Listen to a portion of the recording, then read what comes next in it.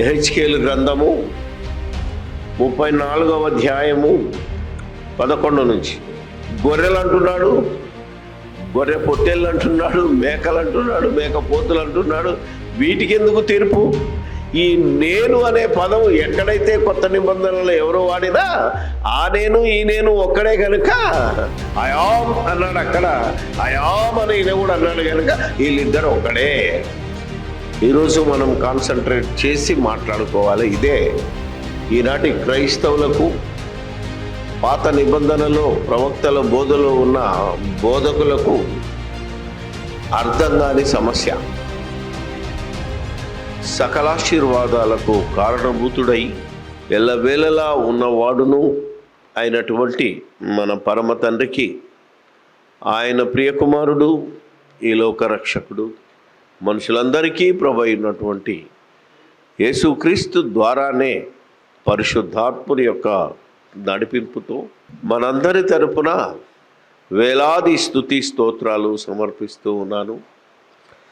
సర్వశక్తిపుత్రుడైన దేవుని నుండి సర్వాధికారము పొంది నేడు 3 లోకాలను పరిపాలిస్తున్నటువంటి దేవుని కుమారుడైన యేసుక్రీస్తును నమ్మి ఆయన రాజ్యంలో రాజులైన యాజక సమూహంగా ఉండడానికి పిలువబడి చేరి ఆ రాజ్య సువార్తను సకల జనుల సాక్షార్థమై ప్రకటించాలని ఆశపడి ఈ మాటలు వింటున్న మీ అందరికీ ఆ ప్రభువైన యేసుక్రీస్తు నామములోనే నా వందనాలు, శుభములు, శుభాభివందనాలు తెలియచేస్తూ ఉన్నాను. క్రీస్తునందు ప్రియమైన దేవుని వారలారా, ఈరోజు మరి గత రాత్రి ఒక సహోదరుడు నాకు మరి ప్రశ్నించి యెహెజ్కేలు గ్రంథము 34వ అధ్యాయాన్ని వివరించమని ప్రశ్నించాడు. పాత నిబంధనలో వ్రాయబడిన మాటలన్నీ ఎవరి కోసం వ్రాయబడ్డాయి, ఎవరికి ఇవ్వబడ్డాయి అనే విషయాన్ని మనం ఆలోచిస్తే దేవోక్తులు యూదుల పరం చేయబడ్డాయి అని, అంటే పాత నిబంధనలో ఉన్న దైవ వాక్కులన్నీ, వాగ్దానాలన్నీ, ఆజ్ఞలన్నీ యూదులకు ఇవ్వబడినవని తెలిసినా ఈరోజు మేము కూడా యూదులమే అనుకొని కొందరు, ఎందుకంటే యూదులు కాకయే యూదులమని, మరికొందరు అబ్రహాము, ఇస్సాకు, యాకోబులు మన పితరులని భావించి కొన్ని పాటలు పాడడం చూస్తున్నాం, కొన్ని మాటలు మాట్లాడడం చూస్తున్నాం. కాబట్టి దేవుని వాక్యాన్ని చదివేటప్పుడు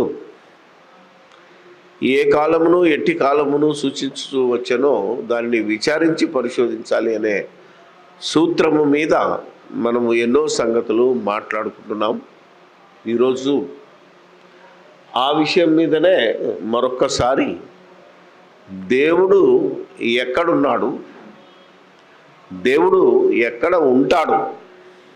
సాధారణంగా ఈరోజు క్రైస్తవుల్లో 80% మంది వారి బోధకుల ద్వారా విన్న బోధ ప్రకారంగా దేవుడు కనపడతాడు, దేవుడు మాట్లాడతాడు, దేవుడు దర్శనమిస్తాడు, దేవుడు ఇలా ఉంటాడు, అలా ఉంటాడు, దేవుడు ఇక్కడ ఉంటాడు, అక్కడ ఉంటాడు అని ఎన్నో సందర్భాలలో ఎన్నో రకాలుగా బైబిల్కు వ్యతిరేకంగా మాట్లాడడం చూస్తున్నాం.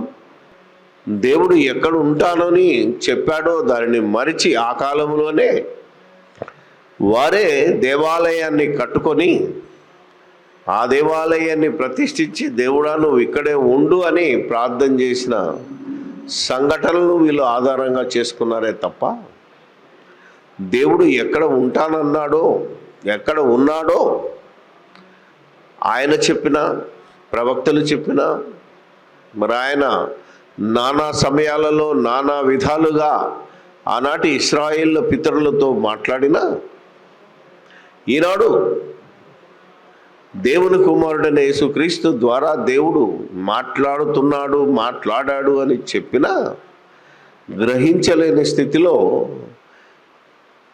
దేవుని వాక్యాన్ని వక్రీకరించి లేదా అసంబద్ధంగా ఆలోచించి కంపేర్ చేసి దేవునిగా మహిమపరచడం మానేసి ఏది దేవుడు అనబడాలో ఏది పూజింపబడాలో దానినంతటికీ ఎదిరించుచు సాతానుకు దేవుని ఆలయం దేహములో స్థానమిస్తూ సాతానునే పూజిస్తున్నటువంటి ఈ సందర్భంలో మరొక్కసారి దేవుడు ఎక్కడ ఉన్నాడు అనే విషయాన్ని మనం ఆలోచన చేద్దాం. అదే మరి యెహెజ్కేలు గ్రంథం 34వ అధ్యాయము 11 నుంచి 16 వచనాలను ఈరోజు మనం కాన్సన్ట్రేట్ చేసి మాట్లాడుకోవాలి. ఇదే ఈనాటి క్రైస్తవులకు పాత నిబంధనలో ప్రవక్తల బోధలో ఉన్న బోధకులకు అర్థం కాని సమస్య.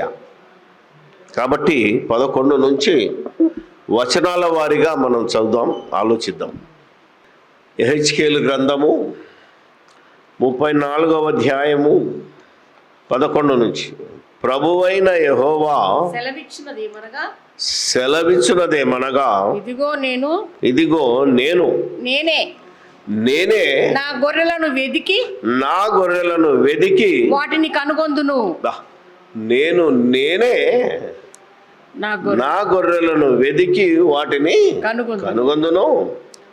తమ గొర్రెలు చెదిరిపోయినప్పుడు కాపరులు వాటిని వెదుకున్నట్లు నేను నా గొర్రెలను వెతికి చీకటి గల మబ్బు దినమందు ఎక్కడెక్కడికి అవి చెదిరిపోయానో అక్కడ నుండి నేను వాటిని తప్పించి ఆయా జనులలో నుండి వాటిని తోడుకొని వచ్చి ఆయా దేశంలో నుండి వాటిని సమకూర్చి వాటి స్వదేశంలోకి వాటిని తెచ్చి పర్వతముల మీదను వాగుల మీదను దేశమందున్న సకలమైన కాపురపు స్థలములందును వాటిని మేపెదను. నేను మంచి మేతగల చోట వాటిని మేపెదను. ఇశ్రాయేలు యొక్క ఉన్నత స్థలముల మీద వాటికి దొడ్డి ఏర్పడును, అక్కడ మంచి దొడ్డిలో పండుకొనును. ఇశ్రాయేలు పర్వతముల మీద బలమైన మేతగల స్థలమందు అవి మేయును. నేనే నా గొర్రెలను మేపి పరుండబెట్టుదును. ఇదే ప్రభువగు యెహోవా వాక్కు. తప్పిపోయిన దానిని నేను వెదుకుదును, తోలివేసిన దానిని మరలా తోలుకొని వచ్చేదను. గాయపడిన దానికి కట్టుదును, దుర్బలంగా ఉన్న దానిని బలపరచుదును. అయితే క్రొవ్విన వాటికి బలము గల వాటికి శిక్షను మేత పెట్టి లయపరచేదను. మీ విషయమై దేవుడైన యెహోవా నాకు నేను సెలవిచ్చినది ఏమనగా గొర్రెకును మధ్యను గొర్రెలకును పొట్టేళ్లకు మధ్యను గొర్రెలకును మేకపోతులకు మధ్యను భేదం కనుగొని నేను తీర్పు తీర్చేదను. చాలు. ఈ విషయము యెహెజ్కేలు ప్రవక్త ద్వారా ఆయనకు దర్శనమిచ్చి ఆనాటి ఇశ్రాయేలులతో మాట్లాడిన సందర్భం ఇది. దర్శన రూపకంగా వాక్కు ప్రత్యక్షమయ్యింది అంటే ఇందులో రాయబడిన మాటలు భావయుక్తంగా ఆలోచించాలి. అంటే అలంకార రూపకంగా రాయబడినవని గ్రహిస్తే అర్థమవుతుంది. ఎందుకంటే గొర్రెలు అంటున్నాడు, గొర్రె పొట్టేళ్ళు అంటున్నాడు, మేకలు అంటున్నాడు, మేకపోతులు అంటున్నాడు. వీటికి ఎందుకు తీర్పు? అసలు బైబిల్ అంతా మీరు ఆలోచిస్తే ఈ భూజంతువుల మీద ఆయనకేమి ఇంట్రెస్ట్ కనపడలేదు. వాటికి నిబంధనలు కానీ వాటికి మాటలు కానీ వాటికి ఆజ్ఞలు ఇచ్చినట్టుగా లేవు. దేవుని కాన్సన్ట్రేషన్ అంతా ఎవరి మీద ఉంది?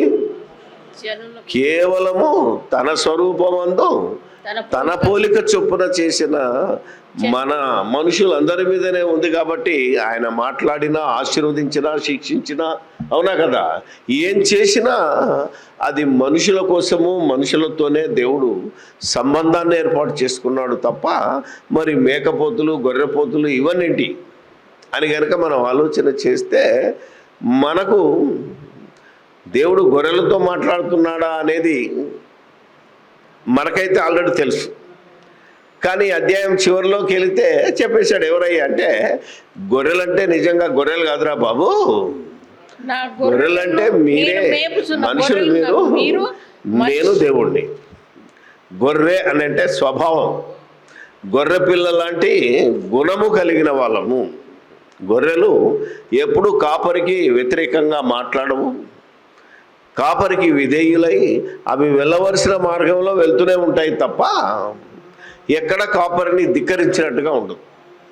కాబట్టి గొర్రెలకు నేను తీర్పు తీరుస్తాను, నా గొర్రెలను నేనే మేపుతాను, తప్పిపోయిన వాటిని నేను మరలా తోలుకొని వస్తాను అన్నాడు.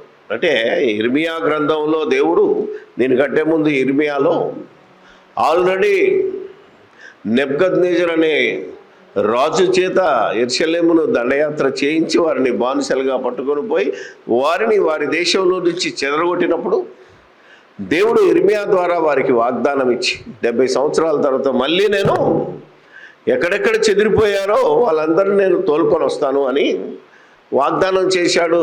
ఆ రకంగా కోరేషు ద్వారా దేవుడు ప్రేరేపించి కోరేషును ఎక్కడెక్కడైతే చెదిరిపోయినారో వాళ్ళందరినీ వారి స్వదేశము అంటే యూదయ దేశానికి తోడుకొని వచ్చాడు దేవుడు.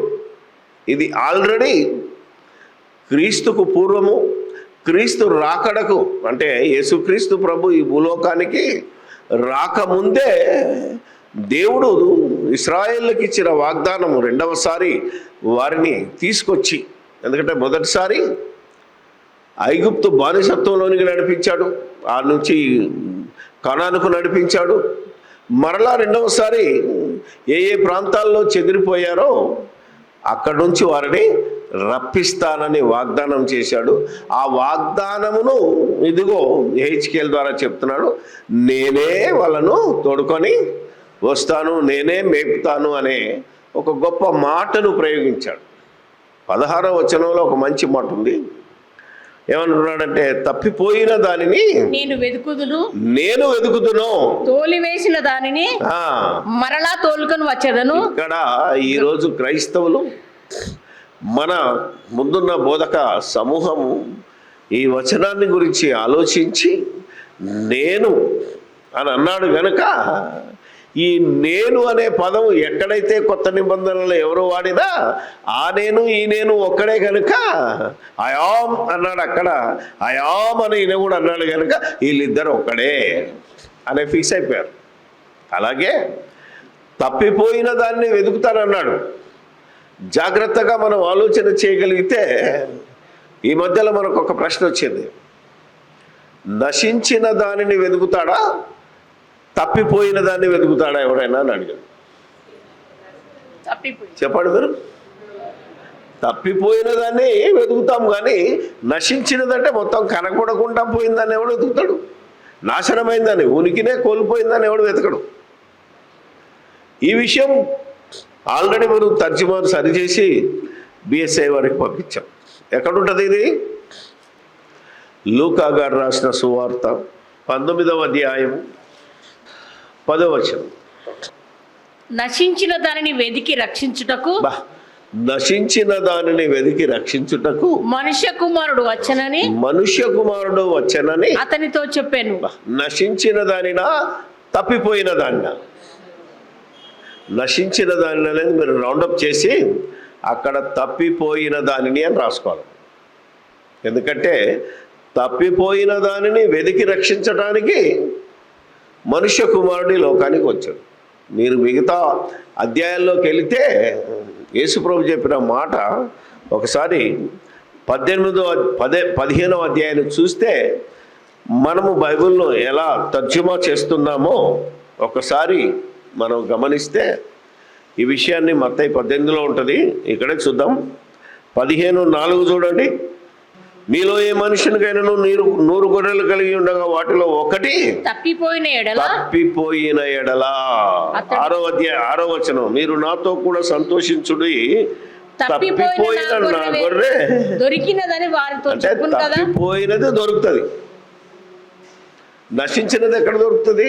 కాబట్టి తెలుగు తర్జుమాలో నశించిన అనే దానికి ఎక్కడ మరొక దగ్గర ఆధారం లేదు, కేవలము తప్పిపోయినది. ఎందుకంటే అదే అధ్యాయంలో 24వ వచనాన్ని చూస్తే ఒక తండ్రి, ఈ నా కుమారుడు, 24వ వచనం, ఈ నా కుమారుడు చనిపోయి మరలా బ్రతికెను, తప్పిపోయి దొరికెనని చెప్పాను. కాబట్టి తప్పిపోయిన దాన్ని వెతుకుతానని అక్కడ యెహెజ్కేలు గ్రంథం 34:16లో దేవుడు చెప్పాడు.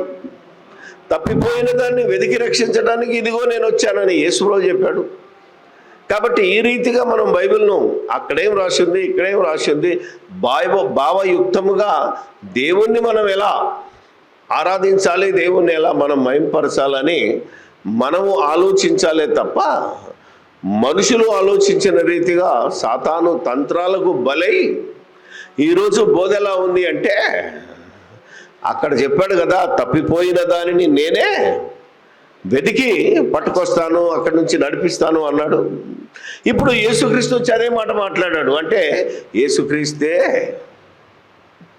యెహోవా అని ఫిక్స్ అయిపోయారు. అంటే ఇలా కంపారిజన్కి అలవాటు పడ్డారు తప్ప, ఇలా దీన్ని కంపారిజన్ అంటే ఏమన్నా తెలుగులో పోలిక, సరిచూడటం, సరిపోల్చటం, పోల్చటం, ఇలా అలవాటు పడి ఈరోజు గొర్రెలను సర్వనాశనానికి పూనుకున్నారే తప్ప నిత్య జీవానికి నడిపించటానికి దేవుడు మాట్లాడిన మాటలను, దేవుడు మాట్లాడిన విధానాన్ని తెలుసుకోలేక ఏ విధంగా తప్పిపోతున్నారో అలా తప్పిపోయిన వాడిని కూడా ఈరోజు మనం వెతికి రక్షించాలి.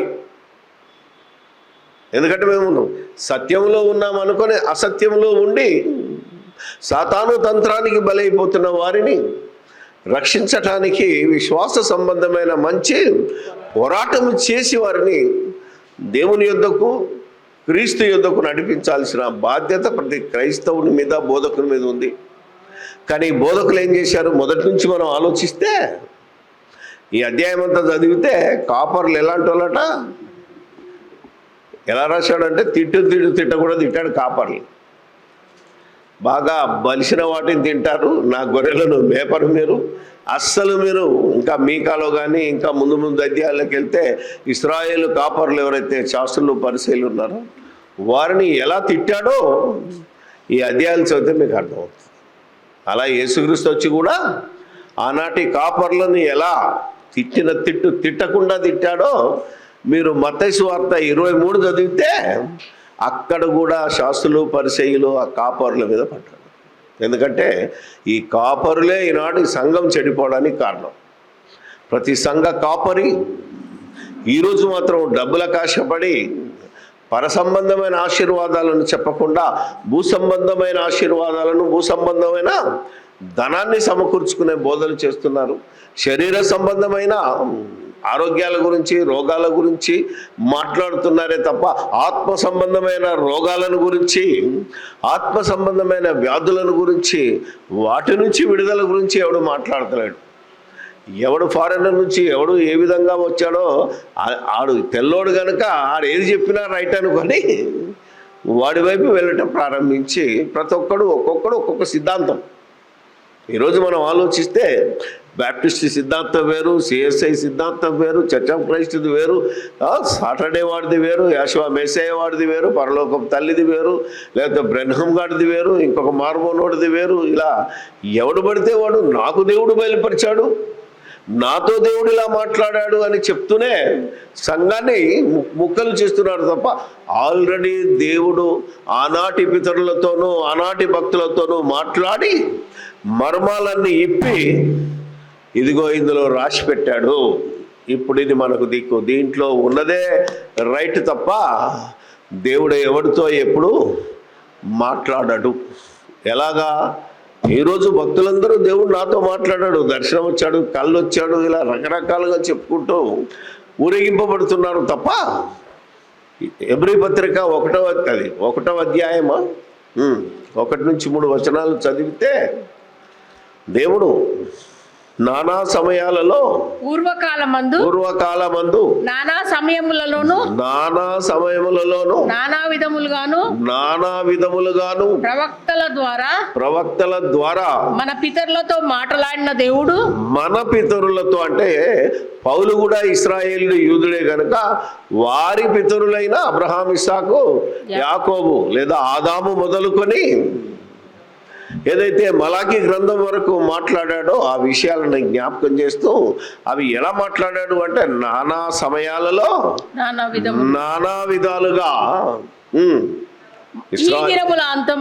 ఈ దినముల అంతమందు కుమారుని ద్వారా మనతో మాట్లాడెను అంటే ఇక దేవుడు ఈ యొక్క హెబ్రీ పత్రిక రాయబడిన తర్వాత అంటే మొదటి శతాబ్దంలో యేసుక్రీస్తు ద్వారా, ఆ తర్వాత పరిశుద్ధాత్ముని ద్వారా, ఆయన ప్రేరేపణ ద్వారా ఈ గ్రంథాన్ని రాసిపెట్టి దేవుని మాటలే యేసుక్రీస్తు మాటలు, యేసుక్రీస్తు బోధే పరిశుద్ధాత్ముడు చేశాడు కనుక వాటన్నిటినీ క్రీస్తు మాట్లాడి మనకు ఫిక్స్ చేశాడు కనుక ఈ రోజుల్లో ఎవడితోనూ దేవుడు మాట్లాడే ప్రసక్తి లేదు, యేసుక్రీస్తు మాట్లాడే ప్రసక్తి లేదు. పరిశుద్ధాత్మ ప్రేరణతో నిన్ను ప్రేరేపించి నీతో ప్రవచనాలు మాట్లాడించే ప్రసక్తి లేదు అనేదే ఈరోజు క్రైస్తవులందరూ తెలుసుకోవాలి. క్రైస్తవేతరులకు మనం తెలియజేయాలి. ఎందుకంటే నాతో దేవుడు మాట్లాడాడని మోసం చేసే వాళ్ళు ఎక్కువయ్యారు, నాతో క్రీస్తు వచ్చి మాట్లాడాడు అని క్రైస్తవులను మోసం చేసే వాళ్ళు వచ్చి మాట్లాడారు. ఎందుకంటే నేను ఎక్కడో ఉన్నాను, నాతో దేవుడు వచ్చి నా ఇల్లంతా వెలుతురు నిండి, అవునా యేసుప్రభు నాతో మాట్లాడాడు, నువ్వు వెళ్ళి ఇక్కడేం పని చేస్తున్నావు, నువ్వు ఇండియాకి వెళ్ళి సేవ చేయి, నువ్వు ఇక్కడేం చేస్తున్నావు, నువ్వు అమెరికాకి వెళ్ళి సేవ చేయమని అక్కడోడికి దేవుడు చెప్పినట్టుగా, దేవుడు మాట్లాడినట్టుగా ఇశ్రాయేలు జనాంగంతో మాట్లాడిన మాటలను చూపించి ఈరోజు మసిపూసి మారడిగా చేస్తున్నారే తప్ప దేవుడు ఎవరితో ఎలా మాట్లాడాడు, ఇశ్రాయేలుతో కూడా, ఆనాడు ప్రవక్తలతో కూడా, ఇశ్రాయేలు పితరులతో కూడా దేవుడు సరాసరి ఎవరితో మాట్లాడలేదు. ఎందుకంటే మీరు ఏ కాలమందైనను ఆయన స్వరము వినలేదు, ఆయన స్వరూపము చూడలేదని యేసుప్రభు చెప్పాడు. అంటే నానా సమయాలలో ఆయన దేవదూతల ద్వారా, ప్రకృతి ద్వారా, అవునా కదా, జంతువుల ద్వారా అంటే గాడిద ద్వారా, ఇలా ఎందరితో ఏ విధంగానైనా వాళ్ళతో మాట్లాడాడే తప్ప దేవుడు తన సంకల్పాన్ని, తన చిత్తాన్ని తన భక్తుల ద్వారా తెలియజేశాడే తప్ప దేవుని యొక్క వాయిస్, టంగ్ అంటే ఆ స్వరం ఎవడు వినలేదు. మరి ఈరోజు ఒకడు అంటాడు నేను గొప్ప స్వరాన్ని విన్నాను అంటాడు. ఏ రకరకాల మాయలు మాట్లాడకూడదు, మాట్లాడినా మనం వినకూడదు. అందుకే చెప్తున్నాడు ఈరోజు వీటిని ఆధారంగా చేసుకొని ఇదిగో దేవుడు ఇక్కడ ఇలా మాట్లాడాడు. కాబట్టి యేసుక్రీస్తు వచ్చి ఏమన్నాడు, నేనే నా గొర్రెలను వెతుకుతున్నాను, నేనే మంచి గొర్రెల కాపరిని, ఇవన్నీ ఆయనే అన్నాడు కనుక ఆయనే ఈయనగా దిగొచ్చాడు అనే వాదన ఈ మధ్యలో క్రైస్తవులు అనబడిన వారిలో, మేము బోధకులు అనబడిన వారిలో, ఇంకా మాట్లాడితే రోజు టీవీల్లో డిబేట్లు పెడుతూ స్టిల్ దే ఆర్ ఫైటింగ్. దేవుడే దిగొచ్చాడు, దేవుడే పరలోకం నుండి అవతారం ఎత్తి భూమి మీదకి వచ్చాడు అనే మాటలను ఈరోజు కూడా చూస్తే ఈ యొక్క ఏంటిది ప్రసార మాధ్యాల ద్వారా విపరీతంగా ట్రోల్ చేస్తున్నారు.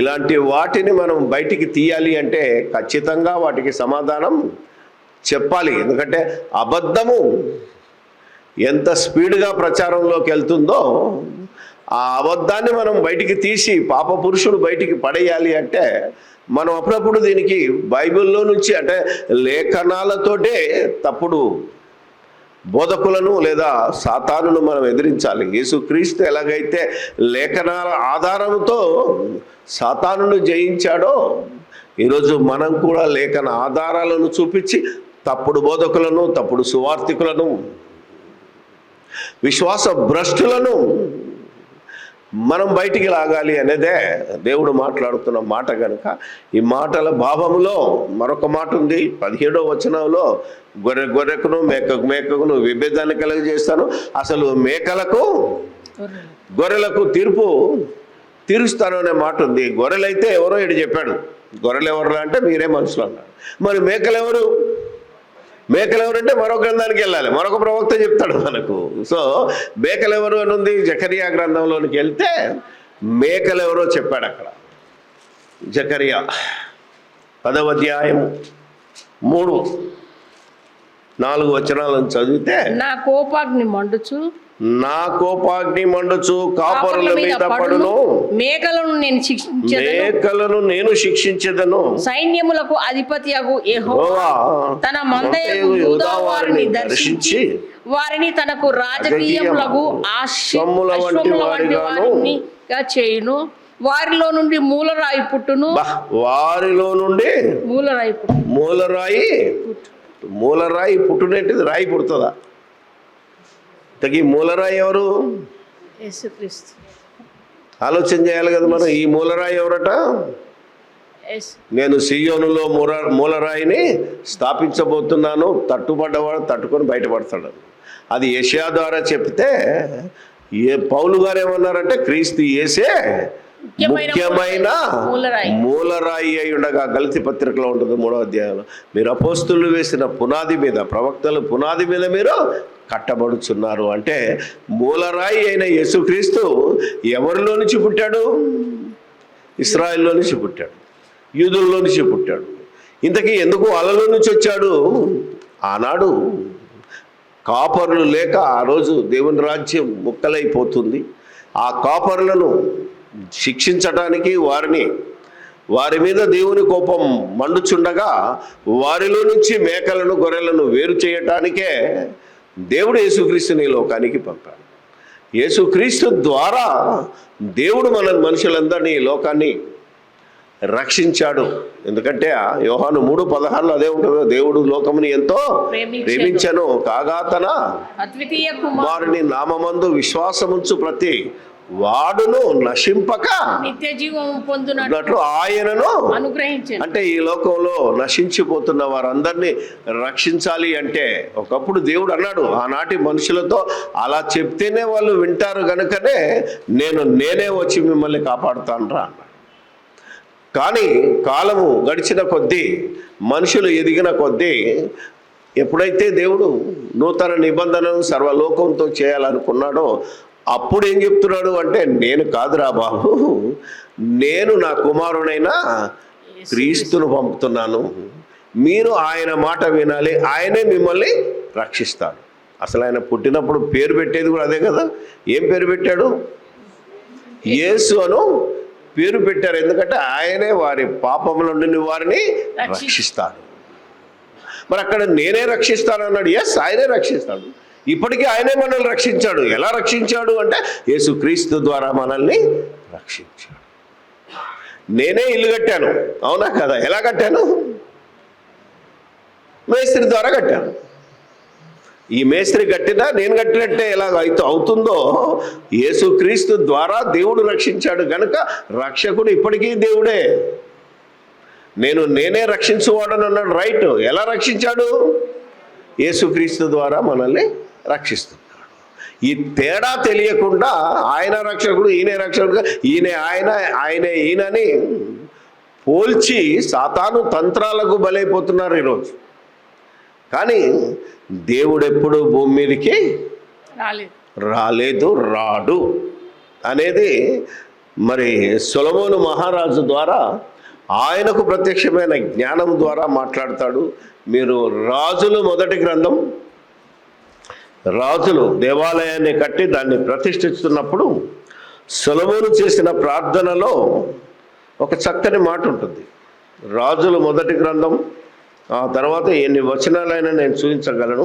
ఈ 8వ అధ్యాయము 27వ వచనం, నిశ్చయముగా దేవుడు ఈ లోకమందు నివాసము చేయడు, ఆకాశ మహా ఆకాశములు సైతము నిన్ను పట్టజాలవు, నేను కట్టించిన ఈ మందిరము ఎలాగూ పట్టును అంటున్నాడు. అంటే ఆయన ఆకాశ మహాకాశములను సైతము నిన్ను పట్టజాలం, సహితము ఆయనను పట్టజాలం అంటే ఆకాశ మహాకాశములలో కూడా దేవుడు ఉండలేడు.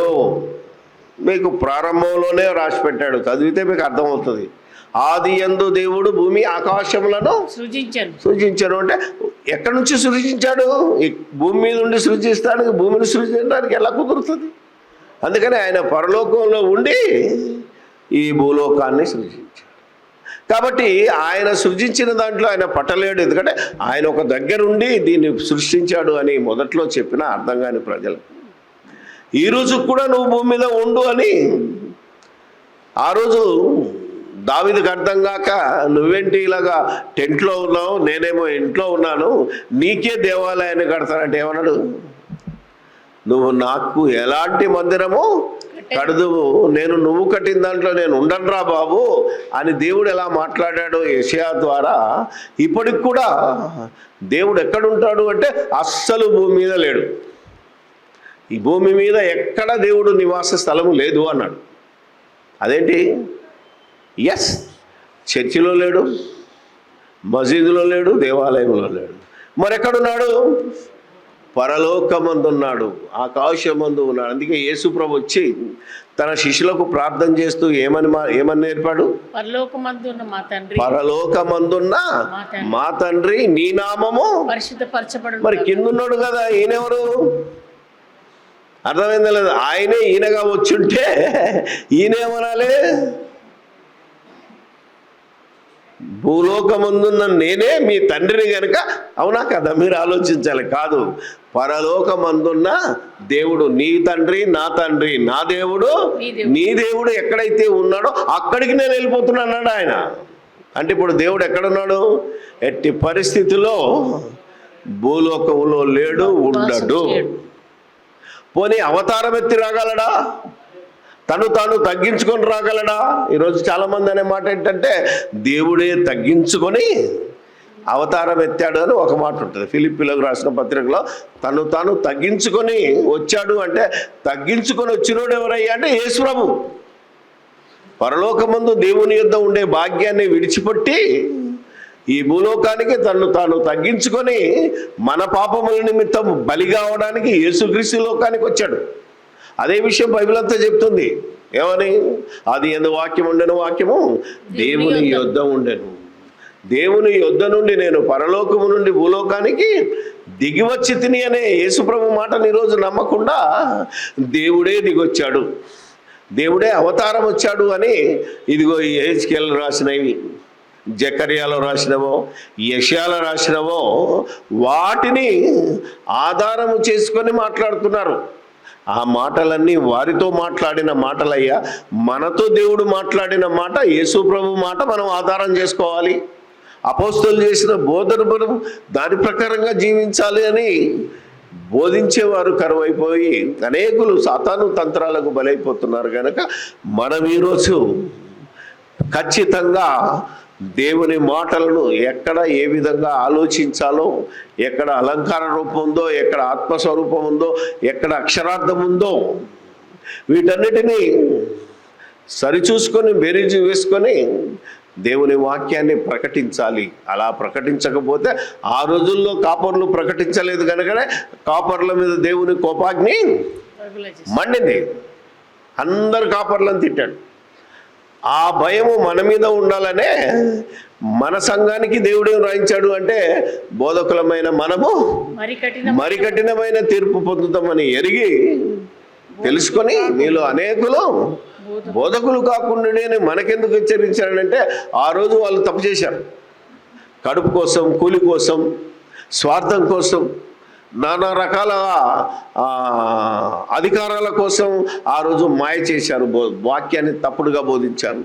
ఈరోజు కూడా మనం అలా తప్పుడుగా బోధించకుండా దేవుని ఆజ్ఞలకు విధేయులై మనం బతకాలనేదే దేవుని వాక్యం ఇక్కడ బోధిస్తుంది. కనుక ఈ రకంగా మనం ఆలోచించినట్టయితే కంపారిజన్, సరిపోల్చటం అనేది ఎక్కడ చెయ్యాలా, ఎందుకు చేయాలంటే కొత్త నిబంధనలో మనకు ఏదైనా అర్థం కాకపోతే ఇది ఎక్కడుంది అని ఆలోచించాలి. ఇప్పుడు మాట ఉంటుంది, ఇదిగో కన్యక గర్భవతి అని ఉంది. ఇంతకీ దీనికి ఆధారం ఎక్కడుంది?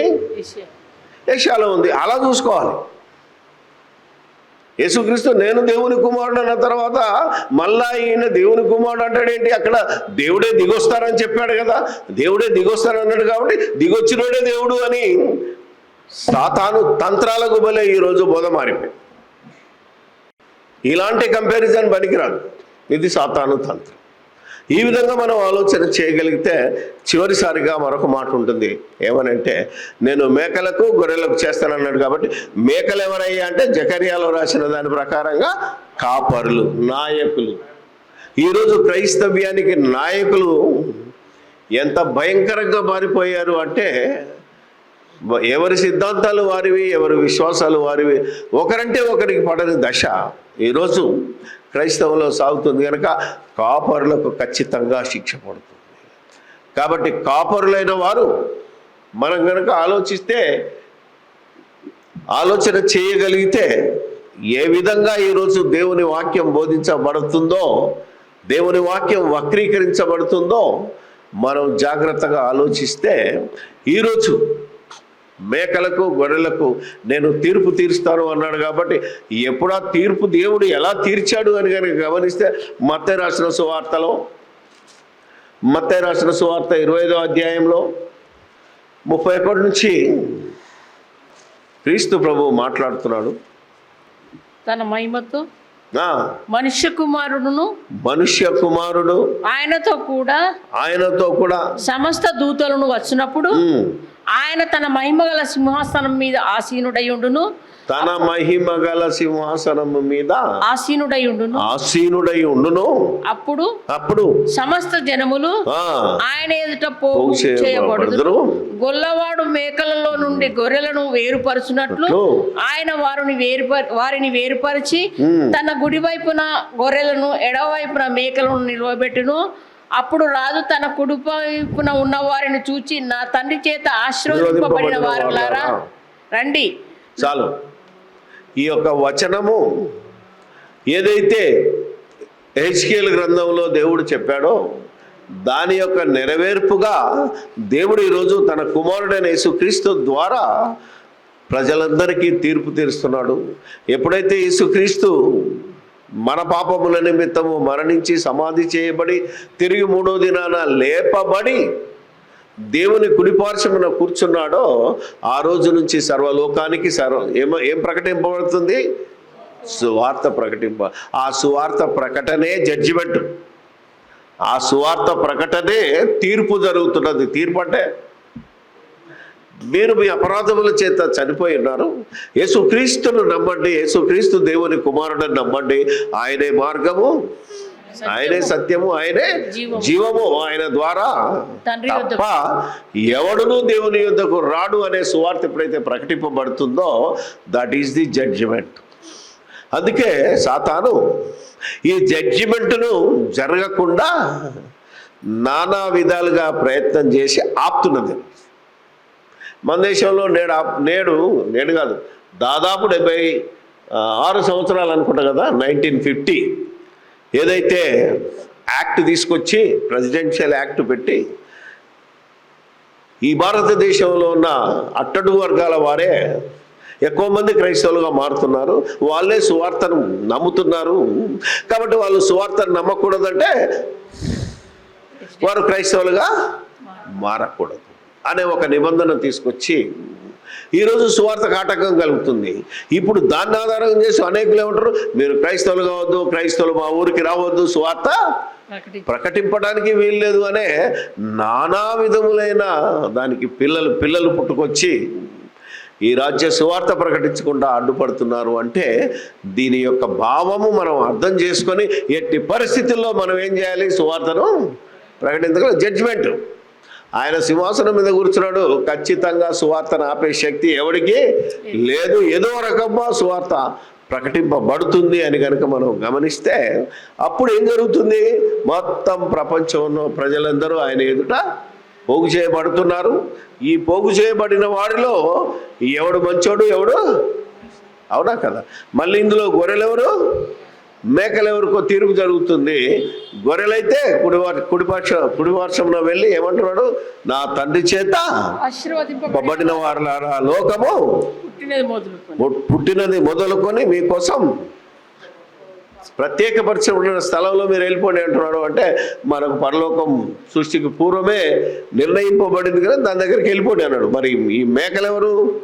ఈరోజు సంఘాన్ని చెడగొడుతున్న కాపర్లు, నాయకులు ఎవడైతే ఉన్నాడో ఈరోజు కనుక మనం ఆలోచించాలి. ఎందుకు నేను ఈ మాట చెప్పాను? చాలామందికి ఈరోజు లాస్ట్ టైమే నేను ఒక మాట మాట్లాడినప్పుడు ఎంతోమంది నన్ను తప్పు పట్టారు. ఇప్పుడు రన్ ఫర్ ద జీసస్ అని ఒక కార్యక్రమం పెట్టారు. ఎవరు పెట్టారు? నాయకులు పెట్టారు, అంతే కదా. ఎవరి కోసం? వాళ్ళ లబ్ధి కోసం. అసలు రన్ ఫర్ ద జీసస్ అని ఎక్కడ ఉందా? మరి ఏం చేయాలా? యేసు క్రీస్తు కొరకు జీవించు, లివ్ ఫర్ ద జీసస్. అవునా? ఇది ఒక బోధకుడు చేయవలసింది, ఒక నాయకుడు చేయవలసింది ఏంటంటే లివ్ ఫర్ ద జీసస్. క్రీస్తు లాగా జీవించు, క్రీస్తు కొరకు జీవించు, నిత్య జీవాన్ని.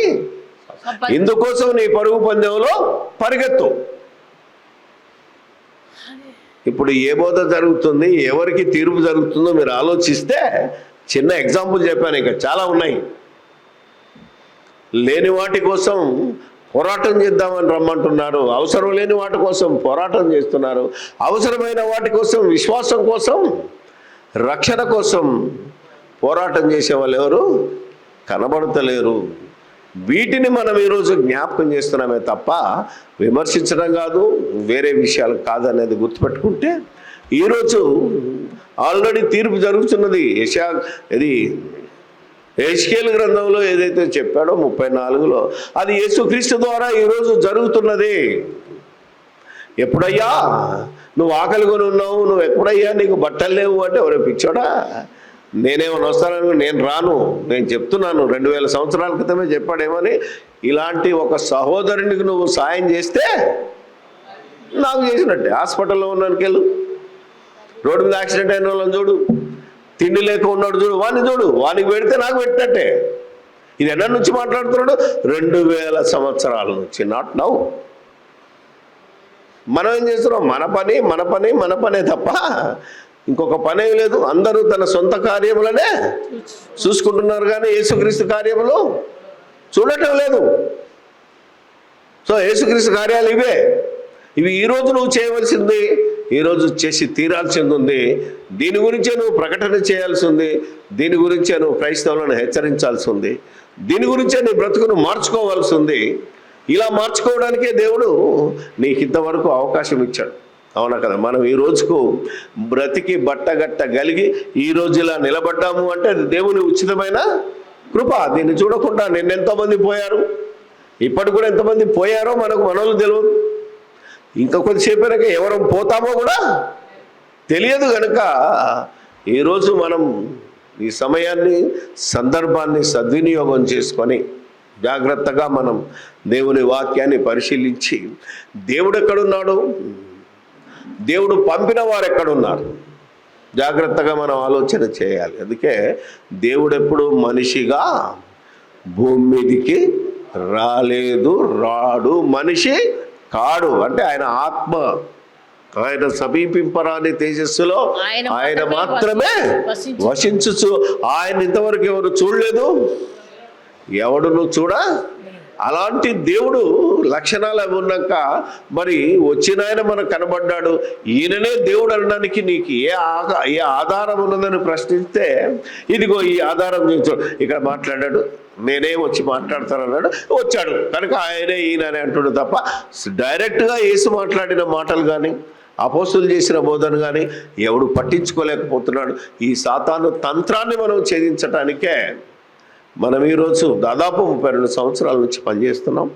ఇప్పటికి కూడా మనం పనిచేయాలనేదే దేవుడు మన ముందుంచిన కర్తవ్యం అని ఎరిగి, దీని ప్రకారంగా మనం బ్రతకాలనేది దేవుని పక్షాన మిమ్మల్ని కోరుకుంటూ, బైబిల్లో ఉన్న సంగతులను బైబిల్ ఆధారంతో, బైబిల్ సాక్ష్యాధారంతో చూసుకొని మనం ప్రకటించాలి తప్ప మన ఇష్టం వచ్చిన సాక్ష్యాలు, మన ఇష్టం వచ్చిన అనుభవాలను, దీనికి పనికిరాని అనుభవాలు, పనికొచ్చేవి ఒకవేళ ఉంటాయేమో తెలియదు కానీ, ఎందుకంటే దేవుడు ఎప్పుడు మాట్లాడాడు, మనుషుల యొక్క సాక్ష్యాలు నాకు అవసరం లేదు, నువ్వు యేసుక్రీస్తును ప్రకటించాలంటే నీ సాక్ష్యంతో పని లేదు, దేవుడిచ్చిన సాక్ష్యం, ఇందులో రాయబడిన సాక్ష్యం బోలెడు ఉంది, దీన్ని ప్రకటించుకుంటూ వెళ్ళిపోలేదా. అలాంటి కంపారిజన్స్ కానీ ఇలాంటివన్నీ నువ్వు చూస్తే పోతావురా బాబు అని చెప్తున్నాడు. అలాగా వాక్యాన్ని భిన్నమైనదిగా ఎవరు బోధిస్తున్నారో వాక్యాన్ని వాక్యంగా మనం బోధించాలి అంటే, చివరిగా ప్రకటన గ్రంథం 1వ అధ్యాయం 8వ వచనానికి, ప్రకటన గ్రంథం 1వ అధ్యాయం 18వ వచనానికి తేడా చూపించాలి. ఈ రెండు ఒకటే అనుకుంటున్నారు, రెండు ఒకటే అనుకొని తప్పుడు బోధలోకి వెళ్ళిపోయింది సంఘం. అల్ఫాయు ఒమేగాయు నేనే వర్తమాన భూత భవిష్యత్తు కాలాలలో ఉండువాడను నేనే అని సర్వాధికారియు దేవుడు నగు ప్రభువు సెలవిచ్చుచున్నాడు. ఈ వచనాన్ని మీరు ఆలోచించండి, ఇందులో ఎంత ఉందో. ఏమంటున్నాడు? అల్ఫాయు అంటే ప్రారంభము నేనే, అంతము నేనే, ఆదియు అంతం, ఈ రెండు కలిసినాయి. వర్తమాన భూత భవిష్యత్తు కాలాలలో ఉండువాడను నేనే. ఇది గమనించండి, అంటే ఆది అంతము లేదు. నేనే అని సర్వాధికారియు దేవుడు నాకు ప్రభువు సెలవిచ్చుచున్నాడు. దేవుడైన ప్రభువు ఉన్నాడు, కుమారుడైన ప్రభు ఉన్నాడు, రక్షకుడైన ప్రభు ఉన్నాడు, దేవుడు పంపిన ప్రభు ఉన్నాడు, దేవుడు ఎంపిక చేసిన ప్రభు ఉన్నాడు. దేవుడు యేసుక్రీస్తును ప్రభుగాను క్రీస్తుగాను ఇశ్రాయేలు మీద ప్రజలందరి మీద నియమింపబడ్డాడు గనుక దేవుడు నాకు ప్రభు వేరు, ప్రభు వేరు. ప్రభు అంటే రక్షకుడు, దేవుడు నాకు ప్రభు అంటే బైబిల్లో బోల్డ్ అక్షరాలతో ఉత్తరాక్షరాలతో ఉంటుంది. ఇప్పుడు 18వ వచనం చూద్దాం. నేను మొదటి వాడను. ఈయన కూడా మాట్లాడుతాడు. నేను మొదటి వాడను, కడపటి వాడను, జీవించువాడను, మృతుడనైతిని గాని ఇదిగో యుగ యుగములను జీవించుతున్నాను. నేనెవరు? మృతుడై తిరిగి బ్రతికిన వాడు యేసుక్రీస్తు, సావే లేనివాడు దేవుడు, చనిపోయిన వారిని బ్రతికించేవాడు దేవుడు. అంటే ప్రకటన 1:8 తండ్రి అయిన దేవుడి గురించి రాయబడి ఉంది. ప్రకటన 1:18 ప్రభు అయిన యేసుక్రీస్తుని గురించి రాయబడి. అక్కడ మాట్లాడింది యేసుక్రీస్తు అయితే 1:8 మాట్లాడినవాడు దేవుడు. దేవుడు నాకు ప్రభు, ఆయనకు అమరత్వం ఉన్నది, అంటే ఆయనకు చావు లేదు, పుట్టుక లేదు. కానీ యేసుక్రీస్తుకు పుట్టుకుంది, చావు ఉంది, తిరిగి బ్రతికింపబడ్డాడు, ఈరోజు యుగ యుగంలో జీవిస్తున్నాడు. ఇలా బైబిల్ను చదవండి, ఇలా బైబిల్ను కంపేర్ చేసుకోండి. కానీ పనికిమాలిన విషయాల్లో కంపేర్ చేసుకొని ఆయనే ఈయన అనుకొని ఆయనే ఈయన అని తప్పుడు భాష్యాలు చెప్పకుండా, అనేకులను విశ్వాస భ్రష్టులుగా చేయకుండా, బోధిస్తున్న బోధకులు విశ్వాస భ్రష్టులు కాకుండా నిత్య జీవానికి వారసులు కావాలంటే ఈ విధంగా దేవుని వాక్యాన్ని చదవండి, చదివించండి, గ్రహించండి, ఆలోచించండి, దాని ప్రకారంగా ప్రవర్తించి మన ఆత్మను రక్షించే ఈ శక్తి గల వాక్యమును సాత్వికముతో అంగీకరిద్దాం. ప్రార్థన చేసుకుందాం. పరిశుద్ధుడమైన మా తండ్రి, దయగల మా దేవుడా, మీ యొక్క ఘనమైన నామానికి వేలాది స్తుతి స్తోత్రాలు చెల్లిస్తూ మీరెక్కడ ఉన్నారో